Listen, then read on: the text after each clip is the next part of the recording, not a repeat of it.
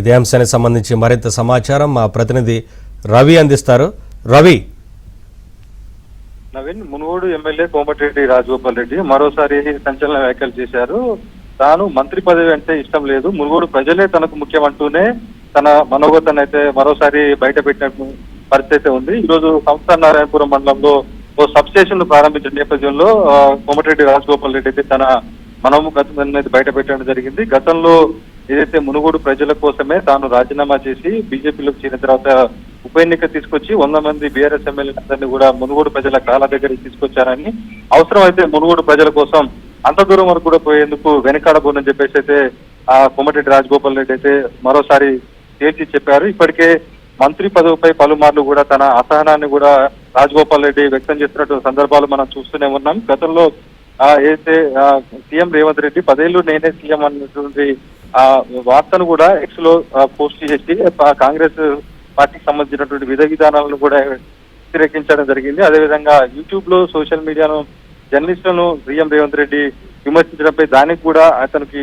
CM counter కూడా వ్యతిరేకిస్తూ social media జర్నలిస్టులకు మద్దతు పలుకుతూ కూడా చేయడం జరిగింది. మొత్తంగా చూసుకుంటే కోమటిరెడ్డి రాజగోపాల్ రెడ్డి తనకు మంత్రి పదవి అంటే ఇష్టం లేదు, ఎల్బీ నగర్ నుంచి పోటీ చేస్తామని అధిష్టానం చెప్పిన కేవలం మునుగోడు ప్రజల కోసమే చేయకుండా ఉన్నానని చెప్పేసి చెబుతూనే తన అసహనాన్ని మంత్రి పదవిపై ఉన్నటువంటి ఆశను కూడా వ్యక్తం చేస్తున్నటువంటి అయితే కొంతమంది రాజకీయ విశ్లేషకులు అయితే అభిప్రాయపడుతున్నటువంటి తీరునైతే రాజగోపాల్ రెడ్డి వ్యాఖ్యలను బట్టి తెలుస్తా ఉంది. ఏదైతే జూనియర్ల వాళ్ళకు వచ్చిన ఇతర పార్టీల నుంచి వచ్చిన వారికి కూడా మంత్రి పదవులు ఇచ్చారు, ఏదో కోట్లు సంపాదించుకొని రాజకీయాలకు రావాల్సిన అవసరం లేదు, కేవలం ఆ అభివృద్ధి ప్రజల కోసం పనిచేసే వారికే మంత్రి పదవి ఇవ్వాలంటూ కూడా తన మనోగతను చెప్పడం పట్ల మరోసారి రాజగోపాల్ రెడ్డి వ్యాఖ్యలు అయితే చర్చకు దారితీసిన పరిస్థితి ఉంది.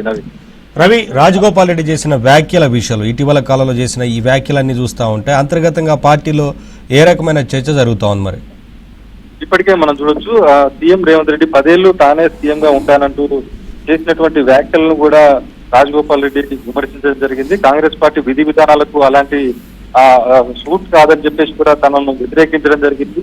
మళ్ళీ సోషల్ మీడియా జర్నలిస్టులకు సంబంధించి కూడా సీఎం రేవంత్ రెడ్డికి వ్యతిరేకంగా జర్నలిస్టులకు మద్దతుగా ఎక్స్ లో కూడా ప్రకటించడం జరిగింది. అయితే ఈ రాజగోపాల్ రెడ్డి కాంగ్రెస్ ప్రభుత్వం అదేవిధంగా మంత్రి పదవి ఉన్నటువంటి ఆశాభావాన్ని కూడా వ్యక్తం చేస్తూ సీఎం రేవంత్ రెడ్డి టార్గెట్ గా విమర్శలు చేస్తున్నప్పటికీ కూడా కాంగ్రెస్ పార్టీ అధిష్టానం నుంచి ఎలాంటి చర్యలు కూడా లేకపోవడం వల్ల కూడా కొంత చర్చ అయితే జరుగుతా ఉంది. రాజగోపాల్ రెడ్డి కాంగ్రెస్ పార్టీలో ఉంటూనే సొంత పార్టీ నాయకులు సొంత పార్టీ ప్రభుత్వంపై కూడా చేస్తున్నటువంటి విమర్శల పైన కూడా కొంత విమర్శలు కూడా భిన్నాభిప్రాయాలు కూడా వ్యక్తమవుతున్న పరిస్థితి కనిపిస్తా ఉంది. అంటే ఇటీవల కాలంలోనే ఇటువంటి వ్యాఖ్యల్ని ఎక్కువగా చేస్తూ ఉన్నారు కదా, ఎందుకు అనుకోవచ్చు? అంటే మంత్రి పదవిక రాదు అన్న ఉద్దేశంతోనే ఈ వ్యాఖ్యలు చేస్తున్నారు అనుకోవచ్చా, లేదంటే రాబోయే విస్తరణకు సంబంధించి దృష్టి అంటే కేంద్రీకరించాలని చేస్తున్నారు అనుకోవచ్చా?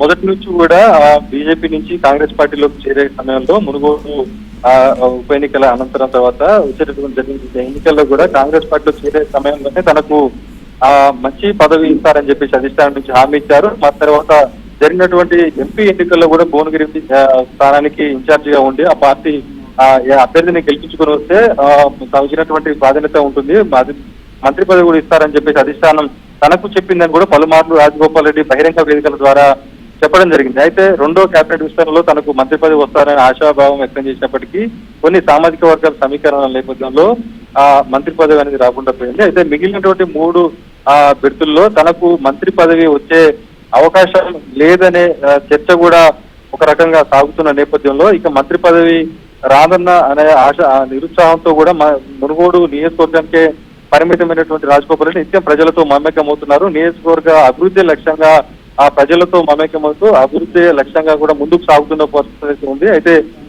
ఏదైతే మంత్రి పదవి మిగిలినటువంటి 3 బెర్తుల్లో తనకు సామాజిక వర్గాల సమీకరణాల నేపథ్యంలో తనకు మంత్రి పదవి వస్తే రావచ్చు, లేకుంటే మిగతా పదవిలో ఏమైనా మార్పులు చేర్పులు ఉంటే తనకు దక్కే అవకాశాలు ఉండొచ్చు అన్న ఆశాభావం వ్యక్తి కొంత ఆశతో ఉన్నట్టు తెలుస్తా ఉంది. కానీ ఎట్టి పరిస్థితుల్లో వస్తే వచ్చింది, లేకుంటే తన నియోజకవర్గంలో ప్రజలతో పాటు మమేకం అవుతూ ఉండాలనే వేలో ఆయన పోతున్నట్టు తెలుస్తా ఉంది. ఈ నేపథ్యంలోనే తన అసహనాన్ని తనకున్నటువంటి అవకాశాలను కూడా మనసులో పెట్టుకొని తనకున్నటువంటి ఎదురవుతున్న ఇబ్బందులను గుర్తుంచుకొని కూడా రాజగోపాల్ రెడ్డి తన మనోగతాన్ని అయితే పలుమార్లు అభ్యంతరం వ్యక్తం చేస్తున్న పరిస్థితి. ఇప్పటికే రెండు మార్లు కూడా సీఎం రేవంత్ రెడ్డికి కానీ అదేవిధంగా ప్రభుత్వంలో జరుగుతున్నటువంటి పలు అభివృద్ధికి సంబంధించినటువంటి పనులకు సంబంధించి కూడా విమర్శలు చేస్తున్నారు. కానీ కాంగ్రెస్ పార్టీలో ఇతర పార్టీ నాయకులు కాకుండా రాజగోపాల్ రెడ్డిపై ఎలాంటి నోటీస్ ఎలాంటి క్రమశిక్షణ సంబంధించినటువంటి చర్యలు కూడా లేకపోవడంతో రాజగోపాల్ రెడ్డి సైతం కూడా తన మనోగతాన్ని అయితే